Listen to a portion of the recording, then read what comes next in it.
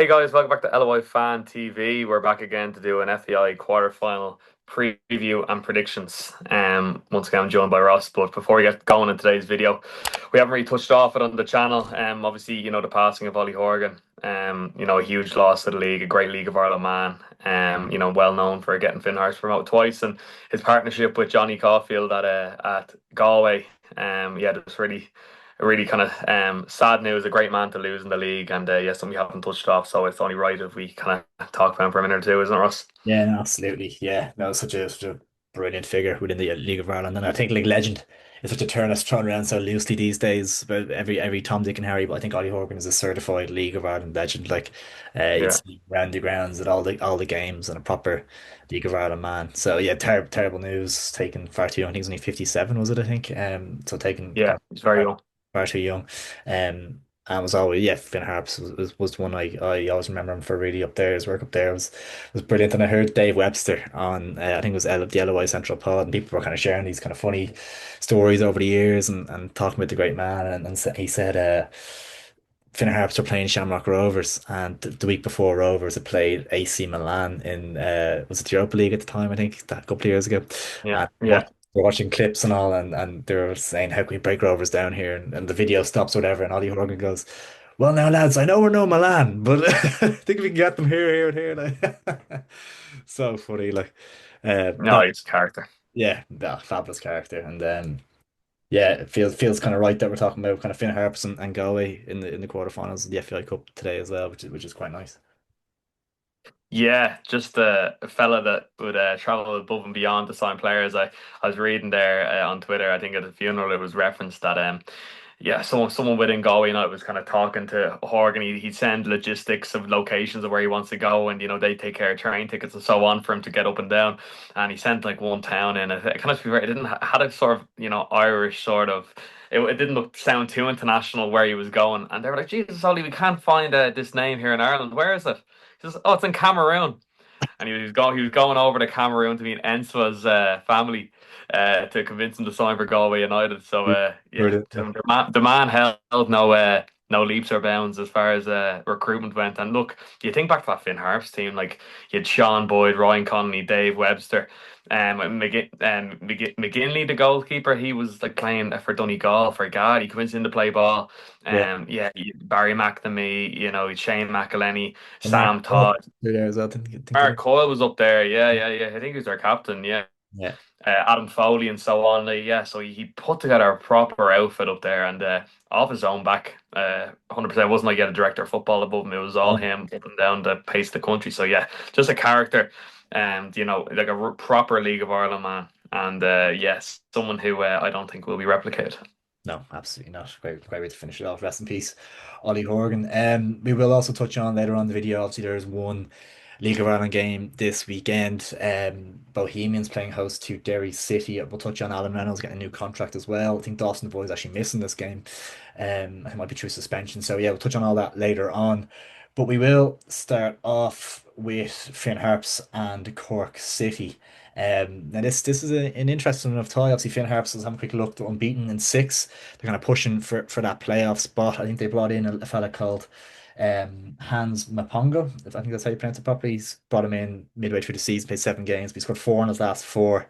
So a striker to keep an eye on in this one. I think he came up through Brentford B. He's been in Slovenia and Holland as well. So just another Finn Harps character to get to know in the League of Ireland, but one for Cork to keep an eye out on. Most definitely, yeah. I kind of like for the cup this year is that it's not your traditional, seven Premier Division teams and one First Division outfit. There's real opportunity here for underdogs to do well. And Cork, more than less are nailed on going down, despite a miracle. So probably look at the cup as a bit of a free hit. But by the other sentiments, Finn Harps in a good run of form as you alluded to. Obviously the Ollie Horgan angle as well, will be a kind of a good, a good motivation for them to do a bit better in the cup this season. But yeah, as far as the prediction for this game goes, even though you could see one or two upsets, I just have a think that Cork will probably be too strong for Finn Harp, so I'll probably go for a 2-0 Cork win. What about you? Yeah, fair. I think that's probably the logical answer. I just think that's probably the worst trip in the country from Cork to Ballybofey, isn't it, for an away day? Yeah, That is the yeah, trip in the country. Like, Cork aren't in bad form either. I think they've been all right. I think they won the last game against Waterford 2-0. So they Yeah, are a little bit played of really well. fairness. So I think this is probably the one where I'd fancy an upset the most. But I think I will stick with Cork just to narrowly go through after a bit of a scare. I'm going to go for Cork to win 2-1, but that's going to be, I think that's going to be a trickier game than maybe perceived. Yeah, yeah, no, no, 100%. It could get murky up there in Ballybuffet. If it's if the conditions aren't desirable and the Finn Harps are up for it, yeah, it's a nightmare place to go. 100%, 100%. We'll move on to Kerry at home to Sligo Rovers. Now, Kerry also in a decent bit of form, unbeaten in four, and they drew 3-all in Oriel Park recently, so that was a good result for them. And against maybe Dundalk going to be at the level of a Sligo probably, but not a million miles off. It's a good result for them there. I think Kelleher is their star man. I think he might be injured at the moment, their striker, so that's a blow. Um, but I think Bowes went down to Kerry last year, didn't they? And I think it went all the way to penalties, if I'm not mistaken, in the cup last 16 maybe. So yeah, they're more than able to give anyone a game on their day, I suppose. And obviously the pitch, I think it's an Astro down there, won't be kind of the best for Sligo to take the ball on the ground and knock it around. But obviously Sligo, good side in their own right, yeah, and you'd probably be leaning towards an away win. More than likely it will be. I have a really good feeling about Kerry recently. Like ever since Colin Healy kind of went in there, like a very good manager for First Division standards. Like I think he turned down the Cove job because he thought he was getting the whole controversy with the women's team. He thought he was getting that. Obviously, that didn't materialize. Now he's at Kerry, and like, I think they're like 5 or 6 games unbeaten as well. So, by all means, they're doing well. Obviously, Kelleher, the star man's out injured. That's a big blow to them. But I think they'll be bang up for this. I think it'll be a bit of an occasion down in Kerry, kind of uncharted territory. FAI Cup quarter final. Yeah. Sligo are probably looking at it thinking, Jesus, outside of obviously your Rovers and your Pats is probably not the most out of all the first division teams. It's a nice way trip, but by the Yeah. same sentiment, it'll be a tough affair. And probably gonna go. This goes to extra time and penalties, does it? Yeah, yeah. Well, I think I'll settle them today. I think, yeah. I think I'll go. I think I'll go 1-1 and Sligo win on penalties. I think this will be a bit an interesting one. What do you think? Yeah, no, I think it'll be a good game. I think one to watch for Kerry is Ronan Teahan, 21-year-old captain for them, kind of an attacking midfielder, had a good season. I think he scored twice in Oriel in that game, so one to keep an eye on there. A couple of nice players coming through at Kerry. I think Sligo will be narrow winners again. I'm going to go 1-0 Sligo just away from home. I think they will go full strength, and it's a great opportunity for them to potentially pull a Drogheda from last year and be kind of in that relegation mix, but have a great chance. Yeah, So I think it's a really good opportunity for them. And I'd love to see Sligo in Europe potentially next season as well, somehow if they can pull it off. So definitely Sligo kind of dark horse for the whole cup, I would say, potentially, given how they're playing. I'm going to go for Sligo 1-0. Narrow, tough game, but having enough quality to see it through. yeah, definitely are the favourites, and yeah, if they get past this round, you'd fancy them to get to the final. No, 100%. Next up, we have St. Pat's against Galway. Obviously, St. Pat's have kind of picked up a little bit as of late. That kind of final quarter stretch where they always kind of seem to come to life a little bit, playing for contracts, playing for maybe a move next season, whatever it might be, playing for European football. They always seem to kind of have a bit of a spark towards the end of the year after an abysmal season, really, so far by their standards. So, Galway, on the other hand, obviously well in the relegation mix now. John Daly after coming in as assistant manager, went to play the Chels there on Sunday, lost 1-0, and watched most of that now. And Galway, to be honest, when they went 1-0 down, they kind of had a bit of a go and they looked threatening, and I like your man Jenna De Sua at fullback. He looks like a really good player. They're just lacking a bit of quality. But I think it's hard to find that balance because Caulfield is that kind of pragmatic manager that doesn't take too many risks. But maybe he just needs to let them off the leash a little bit more at times and let them have a go at teams. I think Pat's like obviously you'd fancy them here, but I think they're there to be gotten at it with the right game plan, and this will be a good game. It's down in Galway this match. This is in Richmond. Okay, it's in Richmond. Yeah, see that's a factor. Um, I just don't like the look at Galway at the moment. I just think they're kind of in a weird spot where they've obviously lost Dyer. Obviously, you've Ollie Horgan news, which is terrible, and they could well stay up off the back of kind of that as a motivation. But I just think they're kind of sleepwalking a little bit. They're kind of like they've really fallen off a cliff from where they were at. Even this time last year, not even talking about this season. Like these been really dogmatic, very kind of hard to play against, nightmare team to score goals against. But this, I don't know, they've kind of gotten a bit away from that. Pat's like obviously Mason Mealy has been in really good form recently, and you just look at their team. There's just no comparison in quality. So probably, yeah, I think 3-1 Pats is what I'm thinking, leaning towards. Yeah, yeah, I assume he'll be back after his under 21 action, maybe thrown back in, or but even if Yeah. like you'd imagine they'd have enough Connor Carty or whoever standing in. But yeah, yeah, Mealy looks sharp. Obviously scored a couple of goals there for 21s last week as well. Um, yeah, it's hard to look past Pats to be honest. Obviously beat us in the last round as well. So yeah, it sets up a potential good semi-final lineup so far. I think I'm gonna go for Pats 2-0 here. Yeah, very fair. Yeah, 100%. I think that out of all the, it's funny 'cause we're talking about first division, v Premier Division, you could half see some upsets in that, but this one for me is just, it kind of, yeah, I'd be very surprised There's so if much, Galway got something out of this. yeah, and there's so much on the line for Patsy Field with the cup this season, like because they're not by any means guaranteed kind of top three or four or whatever, and it's a possibility that a team outside like wins the cup or whatever. So they have to be very very careful that they go through this and navigate this correctly because I think winning the cup is a season saver for Stephen Kenny. Like it's he needs something you feel just to kind of justify the wages he's getting, the wages the players are getting, bits and pieces of that. I think they need something just to kind of justify that after like obviously you got an unlucky draw in Europe a bit Besiktas in fairness, but like going out there and seeing the other two sides doing so well in Europe as well is a blow. So they should really be in the conversation for the title. So I think a cup run could be the savior for the season. So I think they'll take it very seriously. Yeah. Definitely, most definitely. Yeah, 100%. Even if you win the cup, you think either Conference League second round or Europa League, depending on the coefficients. So Yeah. huge ramifications for winning, and it would change the whole spin on Pat's season. It would mean next season they'd potentially looking at the Europa League campaign, and Kenny be like, "Well, look, I won you the cup." So yeah, definitely huge stakes. Yeah, 100%. Finally, in the FAI Cup quarter final, there we do have probably the tied around, I would say, and potentially two. Before the draw was made, I would have said two, maybe if the favourites to win it, maybe Pats in that mix as well. But Drogheda at home to Shamrock Rovers. Obviously, Rovers, I think, was it your last league game where you beat them at home 2-0 or 2-1, sorry, at home? I think it was Good your one, last league game, wasn't it? Yeah. good Um, one. Yeah. obviously, it's a completely different story when you're away from home in Drogheda. It's a much tougher ask. So, how you feeling about this one? Like, it's obviously probably one of the worst draws you could have got. In theory, it is one of the worst draws you could have got.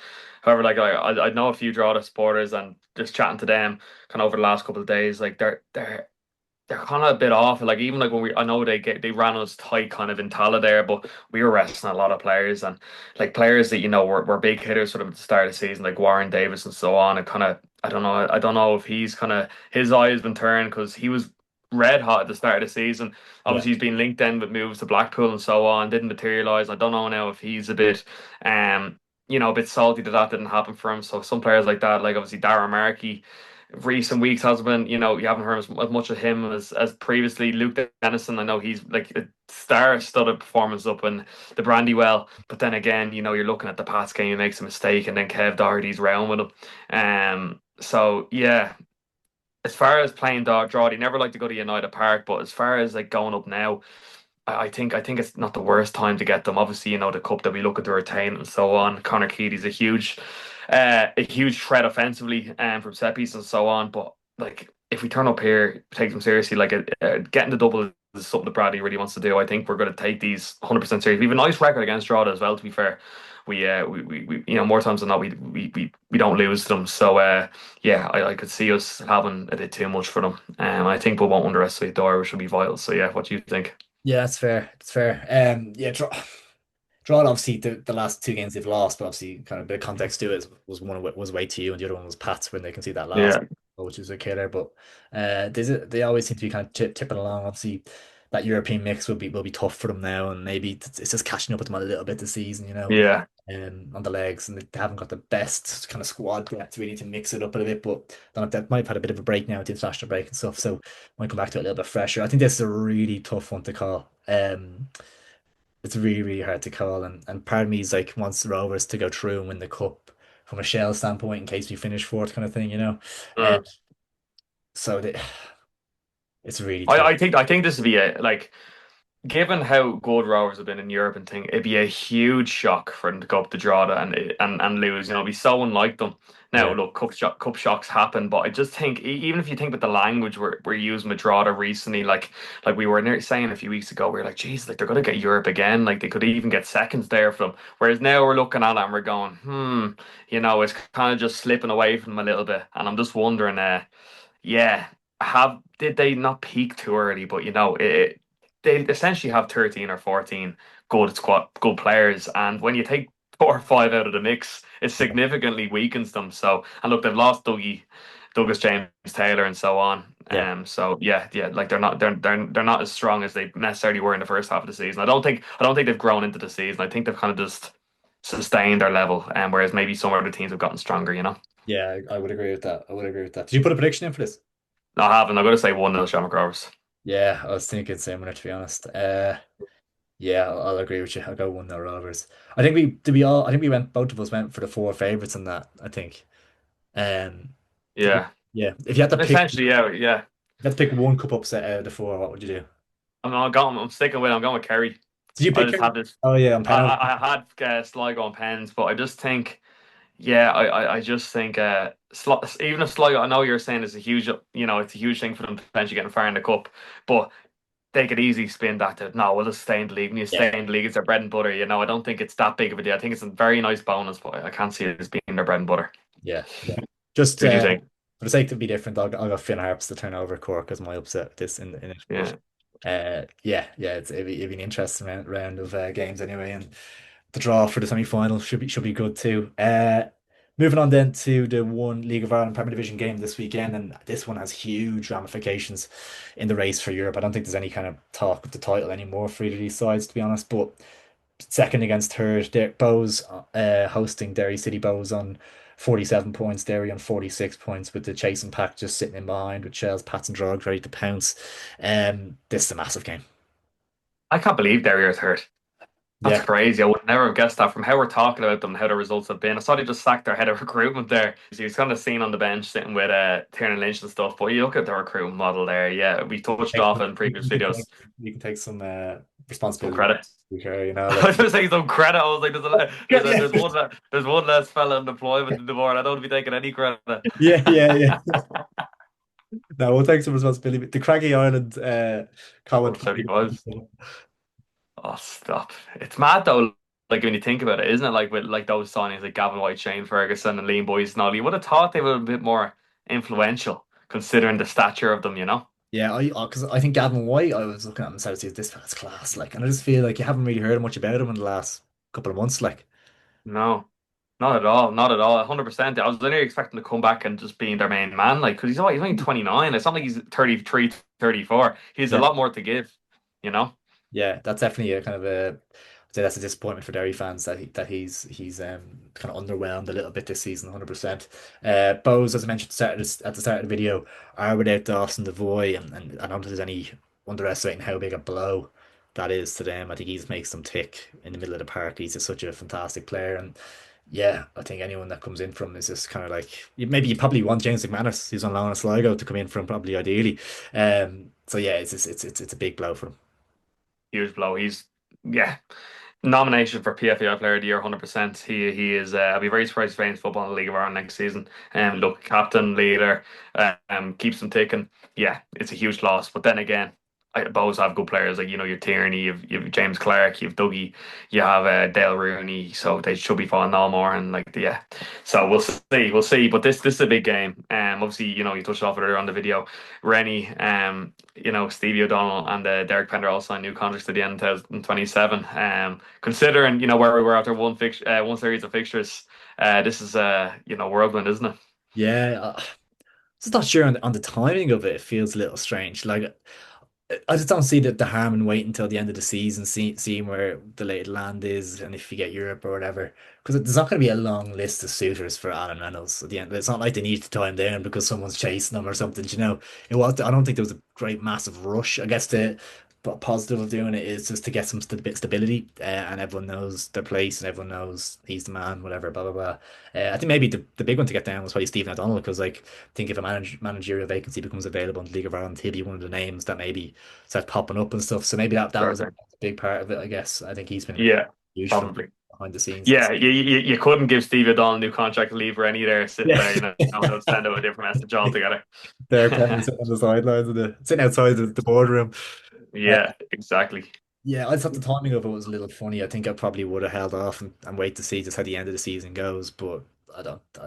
And I'm still not convinced he's the perfect like Bose fans will probably take this the wrong way. I don't mean this in the wrong way, but I'm just not convinced he's the right man. I nearly put Stephen O'Donnell in charge. You know what I mean? I was not convinced Alan Reynolds is the man to take Bose to the next step if they want to challenge for a league title. That's the next step for Bose. If they can get Europe this season, the next step is to go on and challenge for a league title. I'm just not convinced that he's the man to do it. Maybe it's the case of get us to 2027 if we can get a couple of steady seasons in Europe and then we get someone else in to take us to that next stage. Maybe that's the plan. Maybe I'm talking too quickly. Maybe the plan is just to do that. But I'm still just not convinced he's the coach to get that squad to the next level. But who am I to know? Neither am I. Maybe they're looking at it from a management team perspective. O'Donnell and Reynolds, they're a geo act kind of like Caulfield and Horgan were in Galway. Yeah, I don't necessarily believe Bohemians. He's the man to make them win leagues and cups. But look, then again, you look at their team on paper and you think, Jesus, you have half a chance, do you? So, but this is my point. Like, like Tierney, Devoy, and so on. It's not that hard to do. You should be in European contention. If you're not, like, it's a borderline disgrace. So Yeah. yeah, it's just weird one. It's a weird one. Maybe they just want a bit of stability, but I 100% agree. The timing is completely bonkers. There's no real reason. There's no real. I don't know why, to be honest. But sure, look, they decided, so it is what it is. Yeah. In terms of predicting this one, I was kind of just trying to figure out what the best result is for Shells, to be honest. And I think probably a draw, so I'm going to go down that route. Um, yeah, I'm going to go. I could see a couple of goals here, to be honest. I think Bowes and Sean Graham's left have been a little bit not as steady at the back, and Thought maybe he signed in the centre half, football league centre half. I can't remember his name now, but he has like a couple of hundred appearances in the football league in his mid 20s. Came from Cambridge, I think. Can't remember his name for the life of me Maurice. now, but Yeah, so I don't know who it is, to be honest. But they signed a centre half there last week, so I'll be interested to see if he takes part or what the crack is with him. yeah, But yeah, 100% Sean Grehan has left. I was actually looking up Sean Grehan there on live score just to see if he's playing, and he isn't. I don't think he might be out injured at the moment, but he even when he was fit, he's been a bit power player for Doncaster, which is a real shame because he was a yeah. star player for Bowles. Yeah, no, he's a real talent. Like you can tell by him. Yeah, I think Doncaster paid a few bob for him to get him out of Palace. I think it was, wasn't it? yeah, So yeah, yeah. hopefully it's maybe just a niggle or something there, and they're kind of easing it back or something. Hopefully, because if not, maybe a return next season. Who Bring knows? him back. Yeah, that's Bring it. him back. So you're right. What scoreline are you going with then? I'll go 2-2. Good few goals. Yeah. Yeah, I don't see a world in which Derry win this, to be honest. I'm just really unimpressed with them at the moment. But then again, you look at Michael Duffy and players like that, and you're going like he could win them the game by himself. Obviously, you think about that free kick he scored in the FAI Cup semi-final last year, Cracker in Dalymount Park. So, he likes to go against Bows, but at the same time, I just think Bows have enough. I'm going to go 2-1 Bohemians. Yeah, yeah, that's fair. That's fair, and that would leave it. Bows on 50 points, 4 points clear of Derry, eight clear of Shells, but Shells would have two in hand. So it would put them in a very, very strong position, to be fair, if they can pull that off. Is there a world in which all four Dublin clubs get Europe? Oh, that's my outside shout. That's my prediction. I think Derry might dip out. What's that? Pat's points behind them. I think they could catch that potentially. I haven't looked at fixtures or anything, so I don't know. I suppose everyone still more or less has to play each other still. It's the kind of quarter of the season left or whatever. I think Shells go to Derry soon. That might be next week. That's a massive game. Like that could be season defining for both clubs. I think Shells need to go up there and win. So that would be a massive one. I think if Derry win that, you'd maybe fancy them to go on and finish top three or whatever. But if Shells can pull it out of the bag, I think Derry could collapse. Yeah, yeah, 100%. I could well see the four Dublin clubs getting Europe, to be honest. And to be honest, I want it, but I don't want it because I feel like the league has become so Dublin centric, and it's great. Like I was reading today about Richmond Park getting buying the houses behind the main stand and how they're going to expand that. And obviously, Talca got the new investment, so we'll see if they patch up their stadium. But outside of Derry, like you look at the rest of the League of Ireland clubs, and they're rubbing two pennies together, aren't they? Like. Yeah. It's Yeah, I don't know. I don't know. Like you think about the strong Cork and the strong Dundalk team when Sligo won the league in 2012. Like those days just seem to be gone, don't they? Like, yeah, because there was always kind of ebbs and flows and bits and pieces going on, and like mm, Shells were at the top, and then they dropped out from more financial issues and stuff. But it just feels like within Dublin, it seems to be growing at a rapid speed, maybe compared to other parts yeah, of the country, I guess, and even in attendances and things like that as well. Even Cork are only getting a couple, maybe 1,000 or two in at games and stuff. And I know that's obviously league table like it's conducive to the league table and stuff. But like it's yeah, you would be concerned about it, and I think that's why it'd be great if even if a Sligo go and win the cup and get Europe or something, you know, something like that. I think would be a big boost. I think Sligo are planning to do it the right way, and let's hope they can get a nice few pub for Elding or whatever in the winter. That could be a big boost to their coffers and stuff as well. So, fan owned club as well, Sligo. So doing things the right way. So hopefully you'd like to see a few more pop up and do well because you don't want it to become just like a four team kind of league or whatever, you know. Yeah, it's looking that way because obviously Bohemians are a brand now, rather, like the people just wear their jerseys regardless. Rovers, we year in, year out qualifying for Conference League. Shelbourne just got a huge, two big financial boost, 6 million essentially from the last week and a half. And then obviously Pats have Kelleher. But then you look at Derry and O'Doherty. So like outside of those five, like it's a huge financial buff, I'd say. And yeah, it's one of these things I can only see getting bigger over the course of a couple of seasons. Yeah, no, I agree. I think it would be a shame to see it go that way, and hopefully maybe Galway. I think there's the Comer brothers or the Comer group or whatever is involved there. I think they've a few pound as well, so Hmm. maybe they could pop a few pound in and start getting things moving there. And yeah, you just want to see the big cities doing well, Cork and the Galways of the world. You want to see them really competing. 100%. And even Dundalk are a massive club. I think they're the second most successful club in Ireland, I think. So I think they're part time at the minute, so surely get back up to full time and really make a go of it in the Premier next season. But yeah, it's a big step up for them even as well. Yeah, it is. It is. It is. It's heading towards a kind of an established nine or an established 10, and then obviously you've then a different divide from top and bottom. So yeah, look, that's a chat for another day. But as far as kind of this video goes, guys, let us know what you think. Who's going to be your FAI Cup quarterfinal upset? Do you agree with what we talked about? Let us know what you think about Kerry and Finn Harps. Obviously, we don't talk about them normally on the channel, so let us know, supporters of those teams, what you think. And yeah, let's try to get to 20 likes this video, guys, as well, ahead of the games on Friday. And yeah, Ross, thanks as always. Nice one, Luke. Thanks, many guys.